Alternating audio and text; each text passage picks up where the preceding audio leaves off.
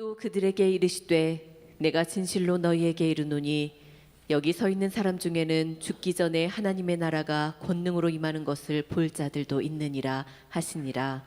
아멘. 오늘 말씀은 하늘나라라고 하는 제목을 가지고 말씀을 증거하려고 합니다. 한번 다 같이 해보실게요. 하늘나라, 하늘나라. 우리 본문 말씀을 같이 한번 읽어보시겠어요? 마가복음 9장 1절입니다. 같이 한번 읽어보겠습니다. 시작. 또 그들에게 이르시되 내가 진실로 너희에게 이르노니 여기 서 있는 사람 중에는 죽기 전에 하나님의 나라가 권능으로 임하는 것을 볼 자들도 있느니라 하시니라. 아멘. 하나님의 나라, 하늘나라, 또 하나님 나라, 이런 말씀들을 우리가 들을 때 그 말씀은 죽은 다음에나 가는 곳으로 여겨집니다. 우리가 다 죽으면 그때 우리 천국 갈 거야, 우리 그날 하나님의 나라 들어갈 거야, 이렇게 생각합니다. 그렇다면 죽기 임박한 사람들끼리만 이렇게 모아놓고, 또 장경도 목사님 표현을 빌리자면 의사가 이렇게 다 진단했는데 3일밖에 못 삽니다, 이런 사람들만 따로 모아놓고 그분들한테 띠 딱 둘러서 김정은은 회개하라 그래가지고 단체로 팔짱 끼고 저 북으로 올라갈 만한 그런 때에 하나님의 나라에 대해서 말씀하면 되지, 굳이 앞으로 살 날이 창창한 우리한테 이런 말씀을 왜 하는가, 이런 생각이 드는 분도 혹 계실 겁니다. 저는 여러분들이 100세 이전에는 절대 돌아가시지 않기를 간절히 바랍니다. 옆에 분들한테 그래요. 100세 이상 사십시오. 시작. 100세 이상 사십시오. 근데 저는 너무 오래 사는 것도 또 그것도 곤욕이라고 생각이 들어요. 좀 쉴 때는 쉬어야 되는데 너무 오래 살아서 한 150세쯤 살면 참 고민일 거예요. 증손자까지 다 세상 떠나서 아는 사람 아무도 없는데 혼자 살아 있어요. 그러면 이제 고손자가 누구시냐 그러면 잘 모르겠다고 그러고 계시면 너무 힘들겠죠. 그러나 100세 이전에 돌아가시면 그러면 안 돼요. 요즘은 그러잖아요. 다 100세 시대라고. 그러니까 성경에 웬만한 사람은 다 100세 이상 사셨어요. 그러니까 모세도 80세부터 목회를 시작해서 120세까지 하셨어요. 그러니까 저는 여러분들이 이제 100세 이전에 돌아가실 분들이 있다면 저한테 특별히 찾아오세요. 저 목사님 100세 이전에 가야 될 것 같습니다. 그러면 제가 이렇게 가시는 분에게는 그 짧게 사시고 가시니까 그만큼 남들에게 더 수명을 주겠다라고 하는 각서를 좀 써서 놓고 기도받고 그렇게 가시도록. 근데 그전에는 절대 가지 않기를 간절히 바랍니다. 그 하나님의 나라, 하늘나라, 천국, 이런 것은 돌아가신 다음에 가는 것이 꼭 아니에요. 오늘 이 말씀을 보면 이 땅에 있는 현재의 사람도 하나님의 나라를 볼 수 있다는 거예요. 거기 이 성경의 9장 한번 1절 보십시오. 같이 한번 보겠어요. 여러분 읽는 건 저 혼자 읽도록 하겠습니다. 또 그들에게 이르시되 내가 진실로 너희에게 이르노니 여기 서 있는 사람 중에는 언제요? 죽기 전에 무엇을 본다고요? 하나님의 나라가 권능으로 임하는 것을 볼 자들도 있느니라. 죽은 다음에 보는 게 아니고 죽기 전에 이 땅에서도 하나님의 나라를 볼 자들이 있다는 거예요. 그래서 저는 이왕이면 이 땅에 사시면서 여러분들이 다 하나님의 나라를 보셨으면 좋겠고요, 그 하나님의 나라를 누렸으면 더 좋겠어요. 그러니까 베드로, 요한, 야고보, 예수님의 12명의 제자 중에 이렇게 선택받은 세 분이 하나님 나라를 직접 봤단 말이에요. 돌아가시기 전에. 얼마나 그 영광이 컸으면 나중에 베드로 후서에까지 그 말씀을 기록을 해놨어요. 베드로가. 그걸 보면 이 땅에서 주는 기쁨하고는 전혀 비교할 수 없는 놀라운 그 기쁨을 다 여러분도 맛볼 수 있기를 간절히 바랍니다. 그 하나님의 나라, 천국, 하늘나라, 이거는 이 성경, 구약 성경에는 없어요.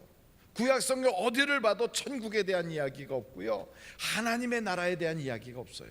그 신약 성경이 딱 시작되면서 예수님께서 이 땅에 오셔서 처음 전한 복음이 바로 하늘나라에 대한 말씀이에요. 한번 성경 마태복음 한번 찾아보세요. 4장 17절 같이 읽겠습니다. 시작. 이때부터 예수께서 비로소 전파하여 이르시되 회개하라 천국이 가까웠느니라 하시더라. 천국, 하나님의 나라, 이런 이야기는 예수님이 오시고 나서 처음 하신 말씀이에요. 누가복음에도 한번 보시겠어요? 누가복음 4장 43절부터 한번 보시겠어요? 시작. 예수께서 이르시되 내가 다른 동네들에서도 하나님의 나라 복음을 전하여야 하리니 나는 이 일을 위해 보내심을 받았노라 하시고, 예수님이 이 땅에 오신 이유가 뭘 하기 위해서 오셨느냐? 뭘 하기 위해서 오셨어요? 하나님의 나라 그 이야기 하려고 오셨어요.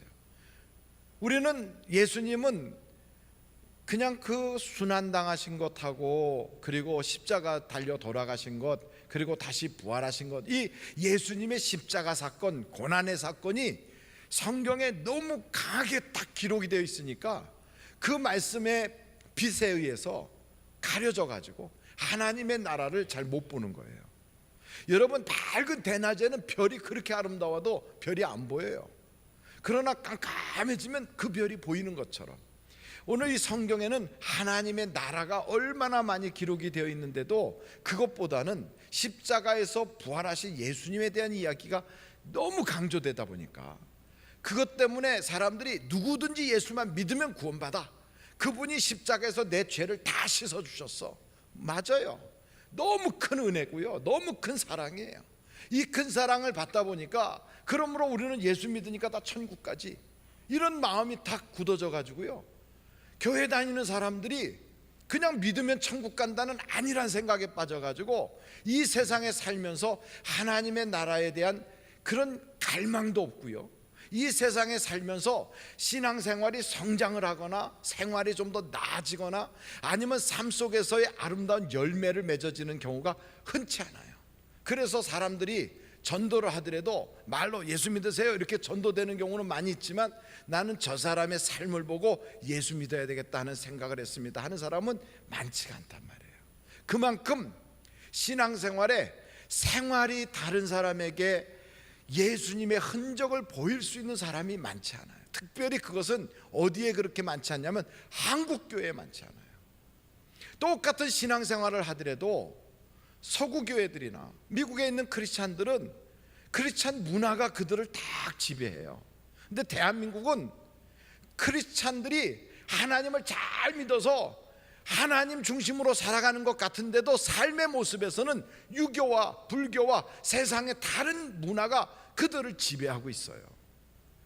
왜 그러는가 보니까 십자가의 은혜가 너무 크다 보니 하나님하고 나하고의 수직관계는 잘 되는데 나하고 교인들하고 나하고 이웃하고 나하고 내 생활하고는 이게 잘 안 맞아 들어가요. 그래서 수직관계는 되는데 수평관계가 잘 안 되는 크리스찬들이 너무너무 많은 거예요. 그래서 성경에 하나님 나라에 합당한 자로 여김을 받았다라고 하는 그런 구절들도 있는데 그 구절을 우리에게 딱 들이대면 해당되는 사람이 많지가 않단 말이에요. 그래서 저는 우리 하늘비전교회 성도들만큼은 하나님의 나라에 합당한 사람들로 여김받을 수 있기를 간절히 바랍니다. 왜냐하면 예수님의 말씀 전체가 다 하나님의 나라에 대한 이야기예요. 하나님에 대한 나라에 대해서. 예수님께서 이 땅에 오셔서 한번 마태복음 5장 3절 한번 찾아보세요. 마태복음 5장 3절 같이 한번 읽도록 하겠습니다. 시작. 심령이 가난한 자는 복이 있나니 천국이 그들의 것이며. 똑같이 천국에 대한 말씀, 하나님의 나라에 대한 말씀을 하시는데 이게 바로 예수님이 산에 올라가서 처음 선포하셨을 때의 말씀이에요. 그만큼 예수님의 말씀은 전체가 다 하나님의 나라예요. 그럼 우리가 생각할 때 예수님이 돌아가셨다가 다시 부활하신 다음에는 어떤 말씀을 주로 했을까? 어떤 말씀을 주로 했을까요? 눈치가 있어야 되잖아요. 지금 제가 무슨 얘기하고 있어요?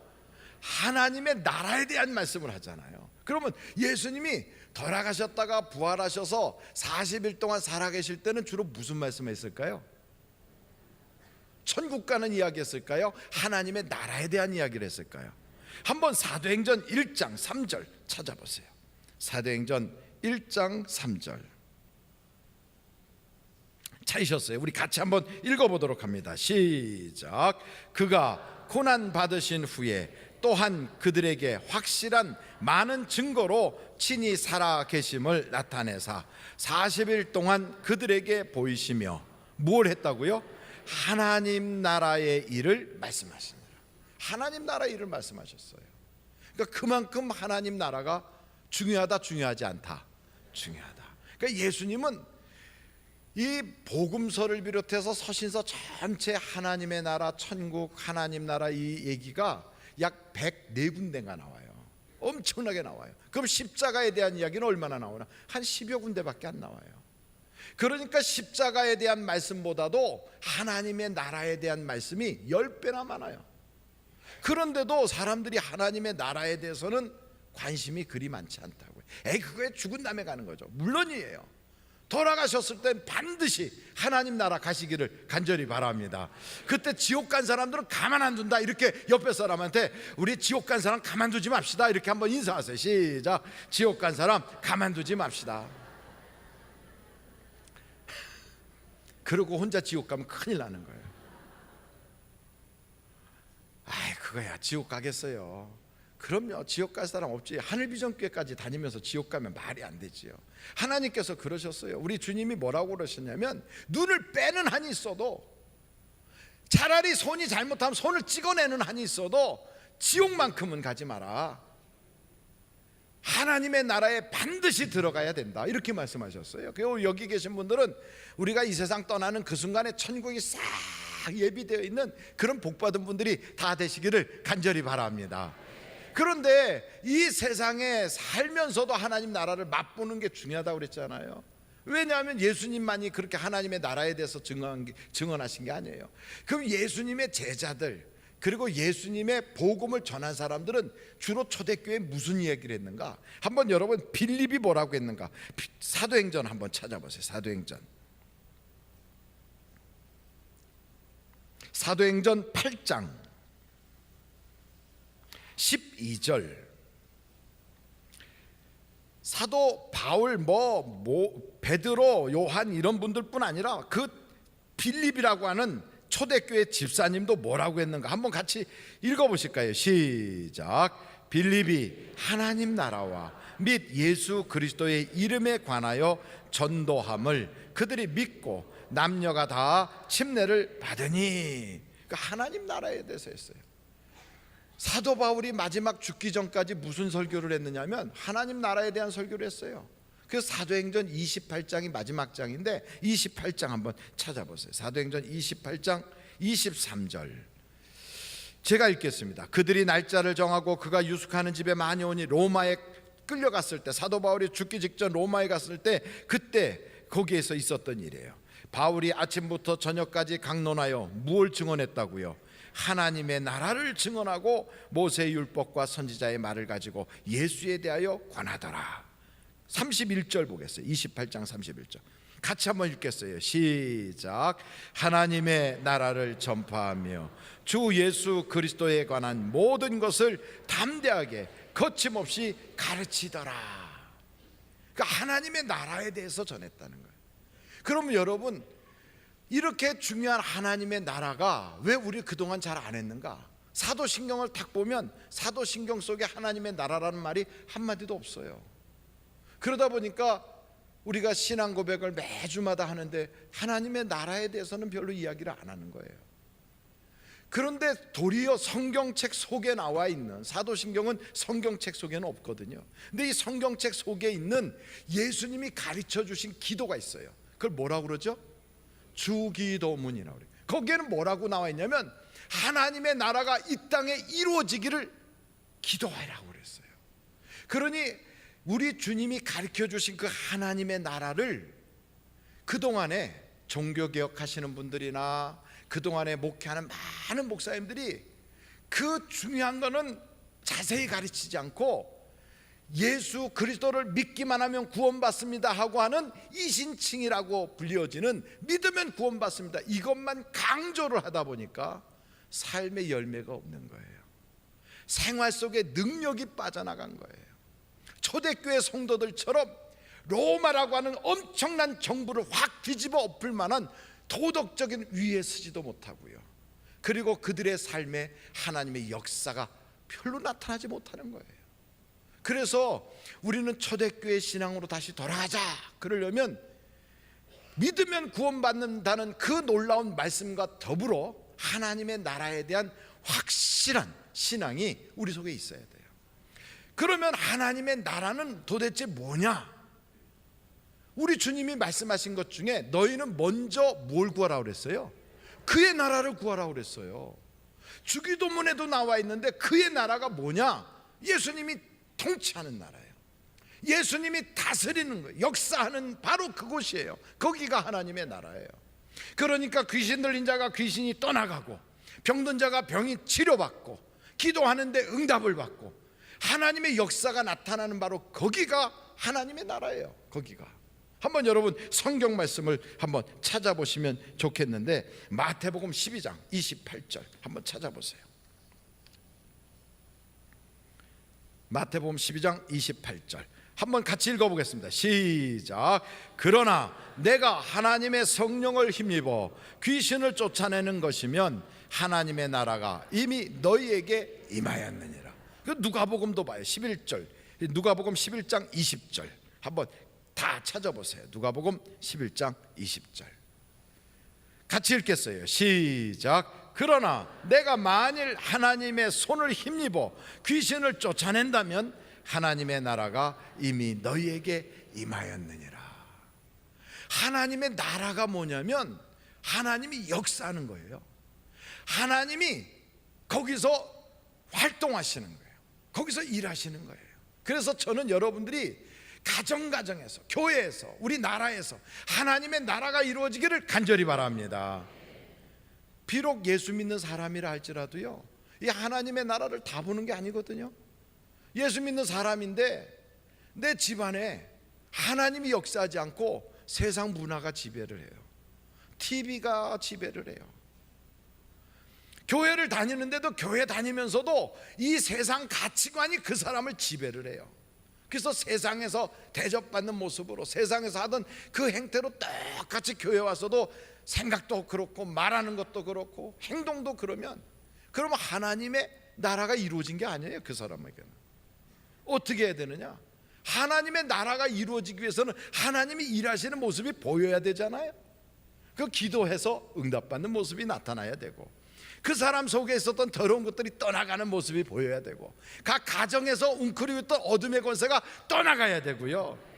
이게 하나님의 나라가 이루어지는 거예요. 그래서 우리 주님이 그러잖아요. 기도할 때마다 하나님의 나라가 이 땅에서 이루어지기를, 하나님의 나라가 내 가정에서 이루어지기를, 하나님의 나라가 우리 교회에서 이루어지기를, 하나님의 나라가 우리 나라에서 이루어지기를 여러분 기도하셔야 돼요. 기도하셔야 돼요. 그 하나님의 나라가 이루어지면 그의 삶은요 얼마나 힘이 나겠습니까? 믿음에 얼마나 강력한 능력이 나타나겠어요. 그러니까 하나님의 나라가 이루어지는 걸 보았던 제자들과 초대교회 성도들은요, 아무리 로마의 군대가 핍박을 심하게 하고 아무리 유대인들이 그들을 가진 모략으로 그들을 억울하게 해도요 흔들리지 않아요. 하나님의 사랑을 보고 하나님의 역사를 보고 살아계신 하나님의 증거를 봤는데 거기서 왜 지쳐버리고, 왜 거기서 낙심하고, 거기서 왜 그 신앙의 힘을 잃어버립니까? 왜 그럴까요? 이유는 하나예요.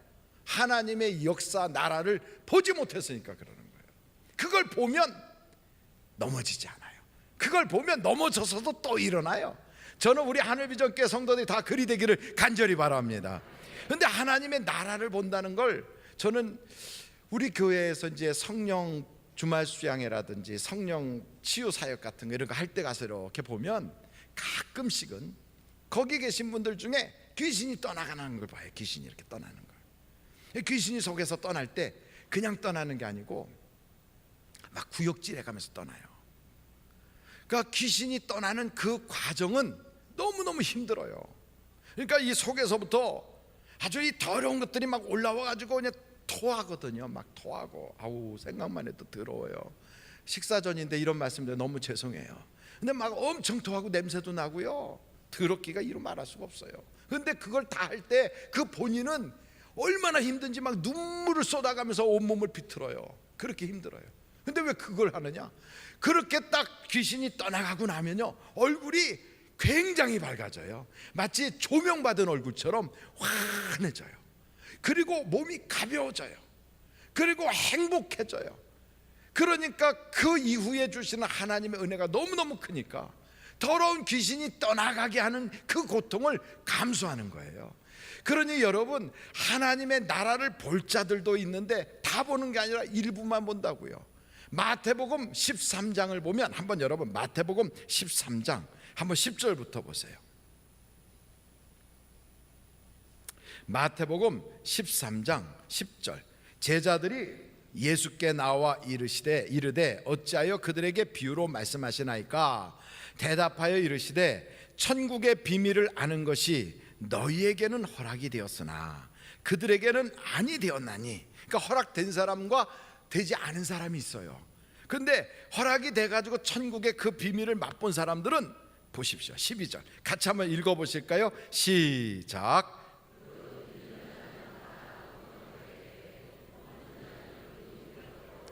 이게 신앙생활에 이런 모습이 등장해. 이게 뭐냐면, 있는 사람은 더 많이 얻어요. 없는 사람은 있는 것마저 빼앗겨요.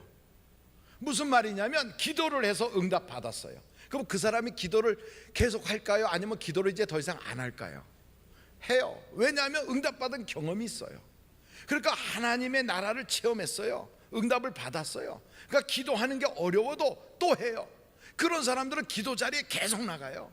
그래서 계속하여 더 좋은 은혜를 많이 받으니까 은혜 받은 사람이 은혜를 더 받아요. 예배의 감격을 맛본 사람은 예배 때 뒤늦게 쭉 비춰 이러고 나타나질 않아요. 예배의 은혜를 받고 예배를 통하여 하나님이 내게 응답 주시면 한 주간이 복되게 산다, 한 주간이 내 인생에 아주 정말 황금기가 된다, 이걸 체험한 사람은요, 예배 나올 때 그렇게 안 나와요. 막 준비된 예배를 드리려고 남들보다 먼저 와서 찬양하고 기도하고 준비하고 있어요. 하나님 내게 어떤 은혜를 주시겠습니까? 벌써 예배가 달라요. 그런 사람들은 예배가 시작되기 전에 벌써 와서 일찍부터 와서 막 사모하고 있어요. 왜요? 예배의 은혜를 맛봤기 때문에 그래요. 그 맛본 사람은 그 맛을 잃어버릴 수가 없어. 계속 맛보게 되는 거예요. 계속. 근데 그 맛을 안 본 사람은 어떤 때는 안 가고, 날 좋으면 놀러 가고, 비 오면 힘들다고 안 오고, 그리고 귀찮으면 멀리 하고, 그러다가 어쩌다 또 가고, 그럼 뭐라 그러면 가줘요. 가줘. 왜? 목사 얼굴 체면 생각해서 가줘. 왜냐하면 예배의 맛을 못 봤거든요. 이런 사람은 그 있는 예배의 그 모습마저 나중에 뺏겨요. 누가 한마디만 하면 교회 안 나오겠다고 그래요. 섭섭한 일 생기면 교회를 쉰대요. 아, 나는 지금 안식년입니다 이래요. 휴가 갔다고 그래요. 왜 그렇게 되느냐? 있는 것마저 뺏겨요. 그런데 맛을 본 사람은 이 맛을 알아. 그래갖고 막 매달려요. 왜 그렇게 되느냐?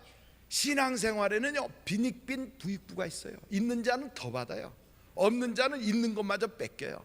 그래서 여러분, 영적인 빈익빈에 들어가지 말고 부익부에 들어가길 간절히 바라요. 성경에서 우리 주님이 심판하실 때도 달란트 비유에 그래요. 한 달란트 가지고 귀찮다고 힘들다고 땅속에다 폭하고 파묻어 놨다가 나중에 주인 왔을 때 그거 패가지고서 꺼내가지고, 주인님 여기 주셨던 거 여기 있어요 하고 가져가고, 인생 편안하게 살겠다고, 신앙생활 귀찮지 않게 부담 없이 하겠다고 하는 사람은 그 있는 달란트도 뺏겨요. 그런데 그 받은 걸 가지고 10개를 남기겠다고 땀을 흘리고 노력하고 고생했던 사람들은 나중에 있는 거에 하나님이 더 보태주세요. 이게 신앙생활이에요. 이게. 그러니까 믿음의 그 맛을 본 사람은 이 맛이 있기 때문에 신앙생활을 더 잘 되게, 영이 잘 돼요. 범사가 잘 돼요. 하나님이 강건하게 해주세요. 이런 역사가 계속 반복되는데 이 축복의 사이클 속에 여러분도 들어갈 수 있기를 간절히 바랍니다. 이게 안 되는 사람은 그러려고 목사는 맨날 쳤단 소리나 하지 뭐, 이런 생각해요. 그런데 이걸 맛을 본 사람은 이게 하나님의 말씀이야, 해봐 진짜 돼, 이 경험이 있다고요. 이걸 역사가 나타나서 여러분 체험하기를 간절히 바랍니다. 이런 체험을 우리는 하나님의 나라라고 그래요. 변화산에 올라갔어요. 예수님이 변화하고요, 한 번도 뵌 적도 없는 모세를 보고 엘리야를 보는 거예요. 기도를 하는데 한 번도 경험하지 못했던 방언이 터지고, 한 번도 경험하지 못했던 하나님의 은사의 체험을 하고, 한 번도 보지 못했던 환상을 보기 시작하고요.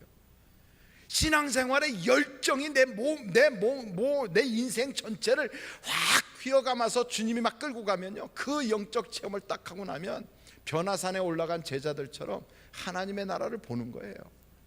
이 맛을 본 사람은 영성의 생활이 종교의식이 아니에요.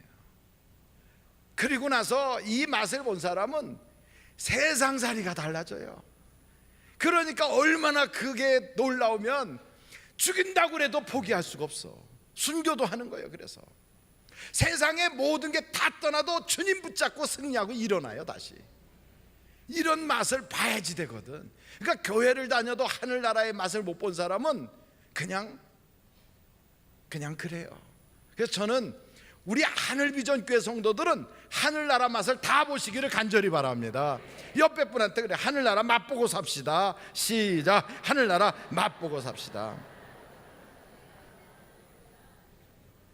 하늘나라 맛도 못 보고 교회를 왔다 갔다 하면 참 힘들어요. 목사도요, 목회를 한다고 하면서 성령 체험하지 않은 목사가 돼가지고 목회한다고 그러면 얼마나 어려운지 몰라요. 너무너무 어려워요. 그러니까 못해 먹겠다고 그런 소리예요.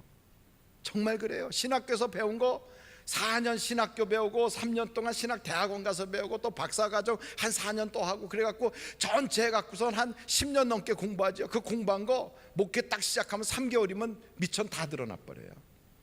할 수가 없어요. 내 힘으로. 하나님 나라를 체험해야 성경을 봐도 이 속에서 하나님이 보이고요, 말씀을 전할 때도 성령님이 역사해 주시는 거예요. 똑같은 거예요. 그렇게 하나님 나라를 맛보지 못한 목사들은요, 사기쳐요. 목사들도 사기 얼마나 치는데요. 교회 팔아먹고 돌아다녀요. 그런 사람들도 너무너무 많아요. 그래갖고 교회 팔아먹고 뒤로는 돈 챙기고요, 세상에 완전히 썩은 나무 같아갖고 썩은 냄새가 풀풀 나잖아요. 똑같이 교인도 목사 이상이에요. 하나님 나라를 맛보지 못한 교인들은 그 사람에게서 세상 냄새만 풀풀 나는 거예요. 본인은 몰라요. 본인은 말하는 속에서 벌써 세상 냄새가 나요. 생각하는 속에서 세상 생각이 꽉 차 있어요. 하는 행동을 보면 은혜 받지 못한 사람이구나, 이 생각이 들어요. 그러니까 여러분, 하나님 나라를 체험할 수 있기를. 아니 목사님, 그럼 하나님 나라 어떻게 하면 체험한대요? 하나님 나라는 사모하는 자에게. 그래서 우리 주님이 그랬어요. 구약시대에 율법은, 선지자는 요한 때까지지만 이 이후부터는 하나님 나라는 침노하는 자가 가져가는 거야. 침노해야 돼요. 사모해야 돼요. 부르짖어 기도해야 돼요. 유형근이라고, 유현주니까, 왜 야구 선수 있잖아. 이렇게 저는 우리 교회 목사님 이름을 댔는데, 야구 이거 잘하는 그 저 공 잘 던지는 선수 이름이 뭐예요? 유현진. 아 그렇구나. 그래서 진라면 선전할 때 나왔었구나. 근데 유현진이라고 하는 선수가 이거 던지기 잘하는데, 그렇게 던지기 잘하는 선수도 때로는 이상이 생겨서 몸에 던지지 못하게 되는 거예요. 그러면 그거를 수술을 하든지 해야 된대요. 그래서 수술을 받아요. 그럼 받으면 조금 안 던지고 있으면 이게 근육이 죽어버리는 거라. 근육이 없어져요. 그러니까 그 근육을 다시 회복하기 위해서 무던히도 던지기 연습을 해가지고 재활을 하는 거예요. 그렇게 재활이 다 끝나서 이제 시합에 딱 나가서 선수가 돼가지고 그때 던지면 옛날에 그 실력이 다시 나온단 말이에요. 이 재활 과정이 너무너무 어렵다는 거예요. 저희 교회에 제 비서로 있는 우리 신용현 목사가 한 번은 운동하다가 이 십자인대가 나갔어요. 그래가지고 그 수술을 받았어요. 그랬더니 근육이 싹 없어져 가지고 그 근육을 다시 만드는데 얼마나 어렵게 고통을 받으면서 했는지 몰라요. 그것처럼 어떤 날 시험을 딱 당해요. 사람 때문에 상처받아요. 그래서 그 신앙생활의 기쁨이 싹 없어지거나 기도의 능력이 빼앗기거나 예배의 감격이 빼앗겼잖아요. 이런 그게 근육과 같은데 이게 빼앗기면 이거 회복하는 게 쉽지가 않다고요. 그래서 이런 상처를 딱 받았을 때 거기서 주저앉아 있으면 계속해서 주저앉아서 나중에는 못 걸어요. 어떻게 해야 됩니까? 재활받는 것처럼 전보다 더 힘있게 기도하고, 전보다 더 힘있게 매달리고, 전보다 더 힘있게 봉사하고.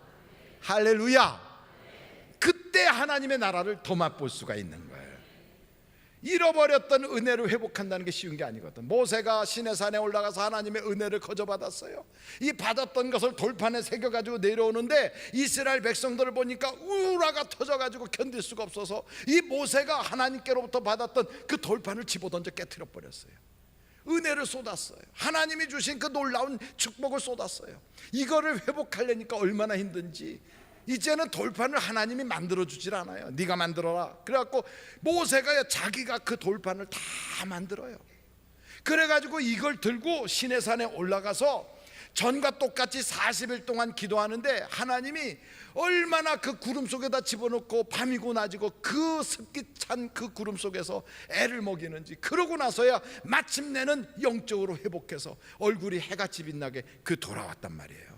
마찬가지예요. 여러분, 은혜를 쏟았다가 회복하는 거 절대로 쉽지 않아요. 그래서 마귀가 나에게 막 공격하거든 거기에 넘어지지 말고 휘둘리지도 말고 반응도 할 것 없이 성령을 딱 붙잡고 승리할 수 있기를 간절히 바랍니다. 제가 세상에서 이렇게 보니까 술 먹은 분들이 그 술을 드시면은 말을 잘 못 알아들으셔서 그러는지 아니면 본인이 말씀하는 소리가 잘 안 들려서 그러는지 잘 모르겠어요. 근데 술 드신 분들끼리 둘이서 대화를 하면 목소리가 얼마나 큰지 혹시 아십니까? 목소리 무지 크게 해요. 주변 사람도 의식하지 않고 소리를 꽥꽥 지르면서 이야기를 해요. 이쪽 분도 같이 질러서 얘기하는데 제가 도대체 저렇게 무슨 얘기를 하나 들어봤더니 서로 다른 소리 하고 있어요. 다른 소리. 이분은 무슨 얘기하고 이분은 무슨 얘기하는데 그렇게 얘기하면서 나중에는 어깨동무하고 또 나가더라고. 그렇게 서로 소리를 고래고래 질러가면서 했는데도 오해가 하나도 없어. 다 풀어졌대. 다 풀어졌대. 그런데 교회 안에서는 맨정신에 정상적으로 이야기를 해도 듣는 사람과 말하는 사람 사이에 때로는 마귀가 탁 와서 시험을 던져요. 그래서 오해를 만들어요. 상처를 만들어요. 또 그거에 대해서 또 이상하게 잘못 들을 수도 있어요. 이래가지고 문제를 만들거든. 그래서 여러분, 술집에서는 마귀가 역사하지 않는데 교회에서는 마귀가 역사해.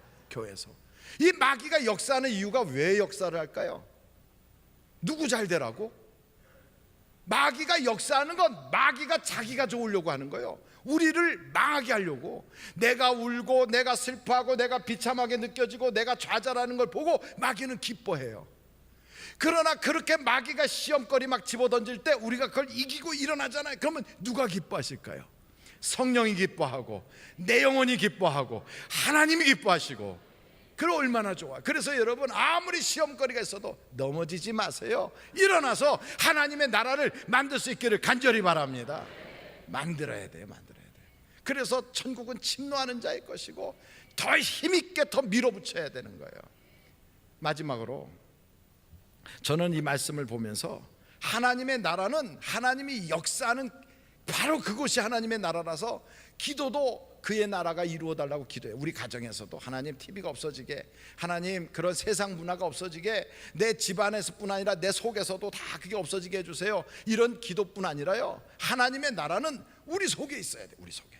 한번 절달해 보세요. 내 속에 하나님의 나라가 이루어져야 된다. 정말 그래요. 엊그저께 우리 교회에 오셔서 그 미라 선교단에서 헌신 예배를 드렸어요.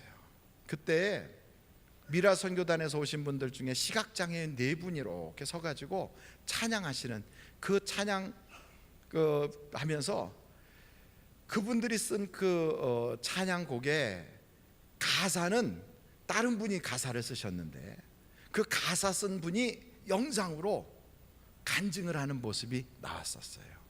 그분이 누구였냐면 뇌성마비로 이 땅에 태어나신 분이에요. 오랫동안 뇌성마비라서 신체를 움직이지 못하니까 나가지도 못하고 방에 그냥 혼자 계시는 거예요. 그렇게 외롭게 혼자 있는 그 속이 너무너무 힘들었대요. 너무너무 외로웠대요. 사는 게 힘들었대요. 그랬던 그가 혼자서 있는 그 방 속에서 나가지도 못하고 거기에 있는 그것이, 그래서 세상이 너무 저주스럽고 자기의 인생이 너무 불행하다고만 느꼈는데, 그런 자기에게 하나님이 예수님을 믿을 수 있도록 기회를 주셨대요. 그래서 예수님을 믿었대요. 예수님을 믿고 나니까 그런 자기의 모습이 하나님의 자녀됐다는 게 너무 큰 은혜라, 아, 이게 은혜구나. 그래서 비록 이렇게 움직이지 못해도 이것이 은혜입니다라고 고백하기 시작하니까, 참 이상한 건 은혜는 은혜에서 은혜로 가고요, 믿음은 믿음에서 믿음으로 쌓여가게 돼 있거든요. 그걸 은혜라고 받아들이고 감사하기 시작했더니 외로운 방구석이 거기가 하나님의 지성소로 바뀌더래요.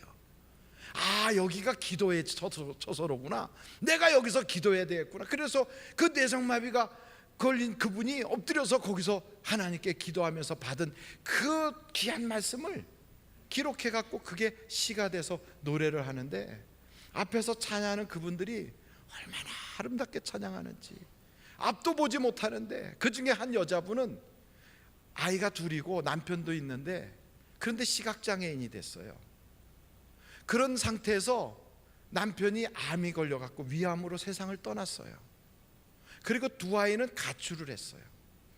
세상적으로 보면 얼마나 불행합니까? 어떻게 세상에 나한테 이럴 수가 있는가 하고 땅을 치고 눈물 흘려도 속 시원하지 않은 그런 세월인데, 이분이 예수 그리스도를 믿은 거예요. 그랬더니 하나님께서 그 속을 변화시켜 주셔서 환경을 볼 때는 지옥이고 그분의 모든 형편을 볼 때는 세상에 가장 불행한 사람인데, 이 사람이 노래를 하게 되는 거예요.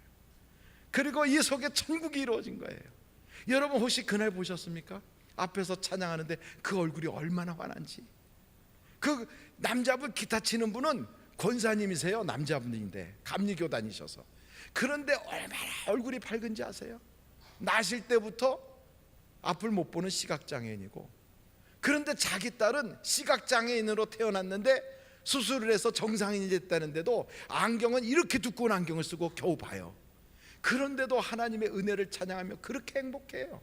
제가 그분을 딱 만났을 때 두 번을 만나 뵀는데 얼굴이 얼마나 밝은지 놀랬고요, 두 번째는 그분이 찬양하는데 얼마나 행복하게 찬양하는지 놀랬고요. 왜 그런가 봤더니 그 속에 하나님의 나라가 있는 거예요. 성경 한번 여러분 보실까요? 누가복음 17장 20절로 21절이에요.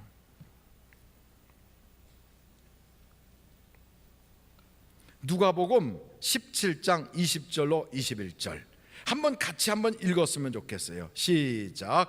바리새인들이 하나님의 나라가 어느 때에 임하나이까 묻거늘 예수께서 대답하여 이르시되 하나님의 나라는 볼 수 있게 임하는 것이 아니요 또 여기 있다 저기 있다고도 못하리니 하나님의 나라는 너희 안에 있느니라. 그게 우리 안에 있는 거예요. 우리 안에. 그렇게 하나님의 나라가 우리 안에 딱 생기잖아요. 그러면 그분이 말하는 거, 행동하는 모든 게요, 하나님의 나라의 그 모습으로 나타나는 증거가 달라요. 그래서 전에는 까칠한 사람이 이제는 부드러운 사람으로, 전에는 꼬부라진 사람이 이제는 참 마음이 너그러운 사람으로 달라져요. 전에는요, 이 사람 마음속에 욕심만 꽉 찼던 사람이 어느 때부턴가 이 사람이 남을 도와주고 사랑하고 구제하는 사람으로 달라져요. 그래서 저는 여러분 속에, 이 가슴 속에 하나님 나라가 이루어졌으면 좋겠어요. 하나님 나라가 이루어진 사람은 얼굴 표정이 달라요. 속이 은큼한 사람은 얼굴이 은큼하게 보여요. 속이 까칠한 사람은 놀부처럼 여기 아주 까칠한 게 언덕배기 여기에 딱 둘이 붙어갖고 아주 욕심, 그 심술보가 딱 붙어 있어요. 그런데 하나님 나라가 딱 이루어진 사람은 생긴 거는 아주 못생겼어도요, 얼굴이 너무너무 멋있게, 그 눈과 말하는 게 너무너무 행복해서 그 사람 주변으로 사람이 막 모이게 되는 거예요. 여러분, 이런 하나님의 나라가 여러분 속에 이루어지기를 간절히 바랍니다. 제가 윌리엄 윌버포스라고 하는 한 분을 소개하려고 하는데요, 이 양반은 영국 사람이에요.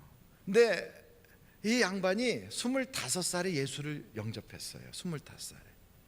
그러고 나서 친구 밀러라고 하는 분하고 26살에 여행을 떠났는데, 그때 떠나면서 이 밀러라고 하는 사람하고 같이 대화를 했는데 이런 대화를 한 거예요. 그리스도인이라면 어떻게 살아야 할 것인가? 예수 믿는 사람은 도대체 어떻게 세상을 살아가야 될 것인가? 이런 이야기를 서로 주고받으면서 여행을 했어요. 그때 이분이 예수님을 영접한 후에 이 밀러라고 하는 친구를 통하여 예수 믿는 사람은 이렇게 살아야 되는구나를 깨닫고 나서 이사야서 61장 1절부터 3절을 본 거예요. 여러분 한번 그 말씀을 보시면 좋겠어요. 1절 한번 같이 읽어보실까요? 시작. 주 여호와의 영이 내게 내리셨으니 이는 여호와께서 내게 기름을 부으사 가난한 자에게 아름다운 소식을 전하게 하려 하심이라. 나를 보내사 마음이 상한 자를 고치며 포로된 자에게 자유를, 갇힌 자에게 노임을 선포하며 여호와의 은혜의 해와 우리 하나님의 보복의 날을 선포하여 모든 슬픈 자를 위로하되 무릇 시온에서 슬퍼하는 자에게 화관을 주어 그 죄를 대신하며 기쁨의 기름으로 그 슬픔을 대신하며 찬송의 옷으로 그 근심을 대신하시고 그들이 의의 나무 곧 여호와께서 심으신 그 영광을 나타낼자라 일컬음을 받게 하려 하심이라. 이 말씀을 읽으면서 여기에서 등장하는 요 사람들, 마음이 상한 사람, 가난한 사람, 성경 제가 보고 있거든요. 포로된 사람, 갇힌 사람, 모든 슬픈 사람, 이 5가지 종류의 사람들을 어떻게 도와줄까? 내가 성령 받은 사람이고 예수 믿는 사람인데 내가 이 사람들에게 어떻게 내가 도움이 될까 하고 생각을 하면서 밀러와의 여행을 마치고서 돌아봤더니 영국에 그 당시에 배가 아프리카에 갔다가 도착하는 배들에서 노예들이 끌려 내려오는 걸 쭉 본 거예요. 저 사람들은 슬픔을 당한 자고, 저 사람들은 갇힌 자고, 저 사람들은 지금 너무너무 가난한 사람들이구나. 이걸 알고 어떻게 하면 저들을 다 자유케 할 것인가. 그래가지고 이분이 내 평생에 노예들을 해방시키는 일을 해야 되겠다 결심을 했어요. 26살에 평생을 그 일을 했어요.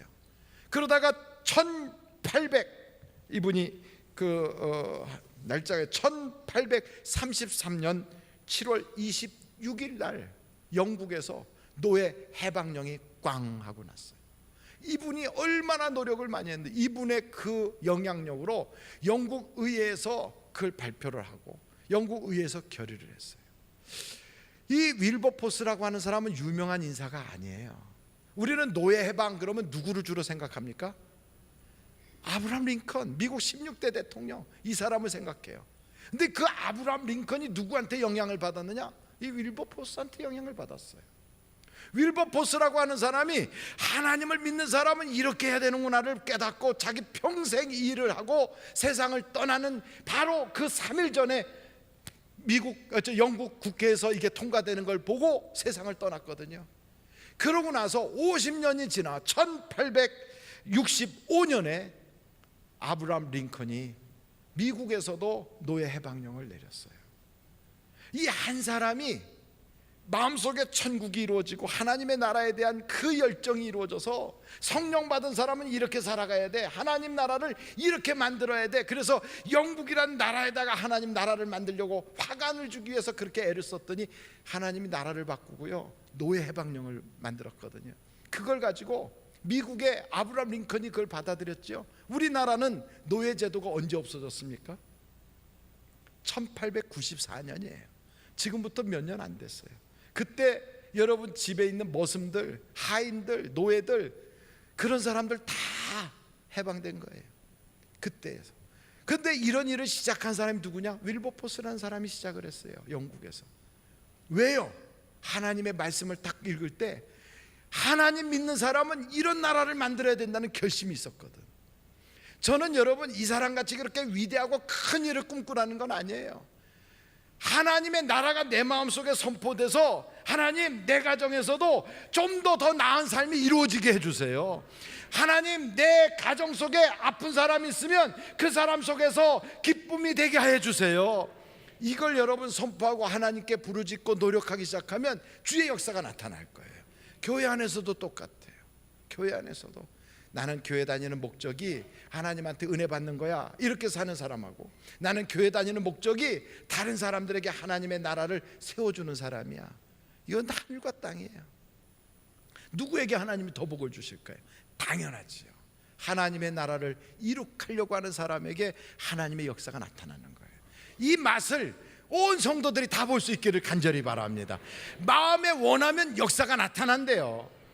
헌금도 똑같아요. 내 마음에 원하면 역사가 나타나요. 드릴 수 있게 돼요. 가난해서 못하는 게 아니에요. 드릴 마음이 없어서 못하는 거예요. 봉사도 시간 없어서 못하는 게 아니라 드릴 마음이 없어서 못하는 거예요. 교회 예배도 바빠서 못 드리는 게 아니라 드릴 마음이 없어서 못 드리는 거예요. 똑같아요. 마음이 중요해요. 근데 그 마음에 하나님의 나라가 이루어지면 못할 것이 없는 거예요. 못할 것이. 성경에도 나와 있어요. 마음에 있으면 못할 것이 없다고. 고린도 후서 8장 12절 한번 읽어보고 오늘 마치도록 그렇게 하겠어요.